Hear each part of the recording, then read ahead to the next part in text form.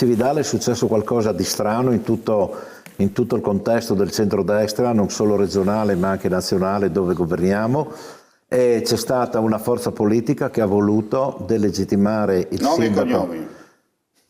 Forza Italia nella figura del consigliere Novelli Roberto, perché tanto non è un segreto, e che ha voluto delegittimare il sindaco attuale Bernardi Daniela, eletto 5 anni fa con il supporto di tutto il centrodestra, compreso anche Forza Italia, che era forse il primo sostenitore.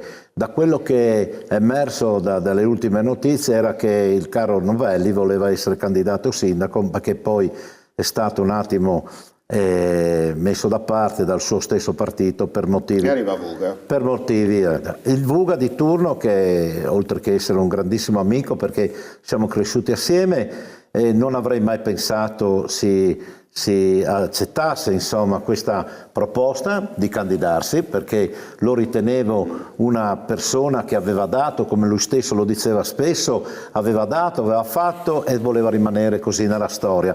Invece si è messo a disposizione su forse traino o forse quello che magari gli è capitato di vedere nella non funzione.